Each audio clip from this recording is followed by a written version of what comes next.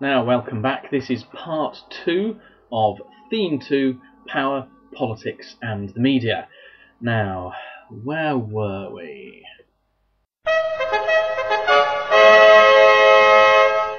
We now move on to local government, and local government is really important. In fact, your local councillor and local council probably has much more power and influence over your life and your quality of life than your MP does.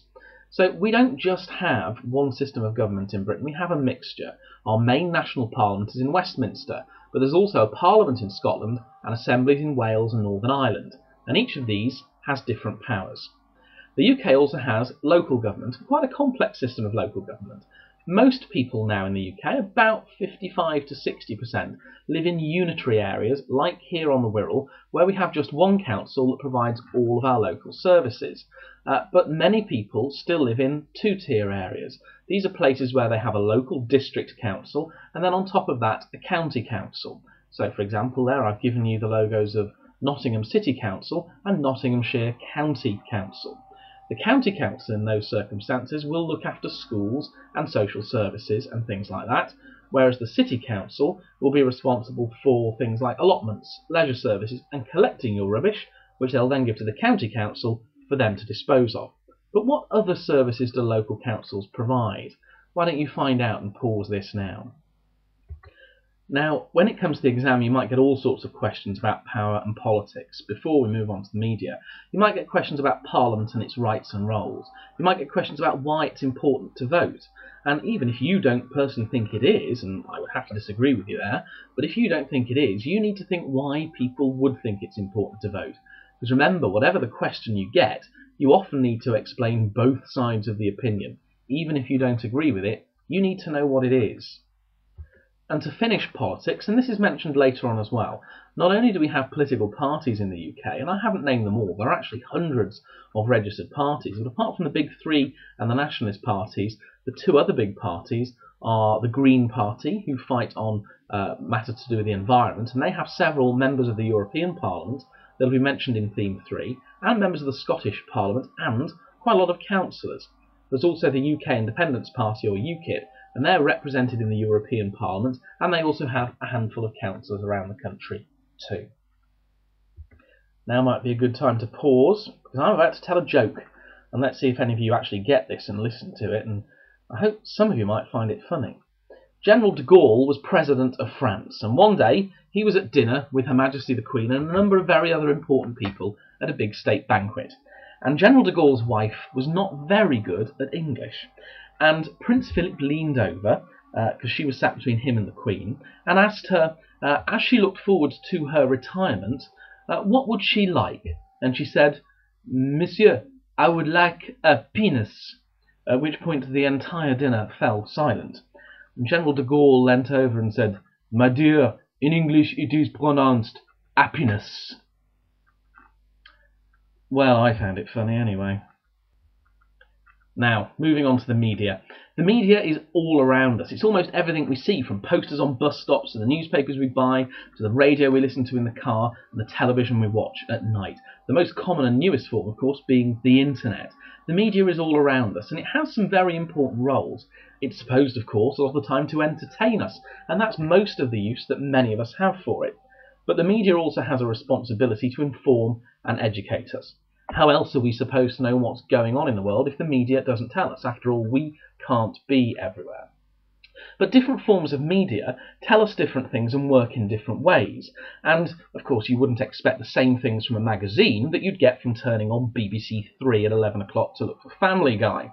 So, what kind of different media do we have? What kind of things they do and say? Why not make a quick list or a spidergram and compare what our newspapers do and what they're for, compared with television and the internet? Now might be a good time to pause. Staying on the same page and just moving over, I'm going to read this box to you. Why is a free media important in a democratic society? Can you think of examples you've seen in the news where people in other countries do not have access to a free media? And I sincerely hope, by the way, you've all noticed the typo in that box. I blame myself entirely. How does the right to freedom of expression go with the freedom for the press to report whatever it likes? Is it right for the news media to report problems in our country? Is it always a positive thing? Why not think of some of the recent news stories you've seen about goings on in Britain? They might be local news stories or national news stories, and ask if they always make us seem like a great place to live. Why not take the example of Jade Goody and what she did to try and raise money for her children before she died?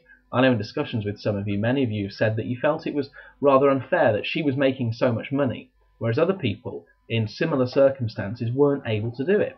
On the other hand, wouldn't any mother do all she could to try and give a good life for her children if she knew she was going to die and leave them? Now might be a good time to pause and think of some of those issues. Now, as well as thinking about what the media is for and why it's important in a free society and what it does, it's also worth considering how the media compares with other aspects of the media, because you might get questions about things like bias and fairness. So, for example, I've given you two slightly different headlines about the same kind of situation. Chancellor reports economic situation to the Commons, a very serious headline, compared to Darling in finance crisis, which frankly is much more ITV. Now, you've all heard me say I'm not a fan of ITV News, but to me that's the kind of thing that they would say. It's also quite a tabloid or popular press thing to say. So, why would the same news story be reported differently by different media organisations?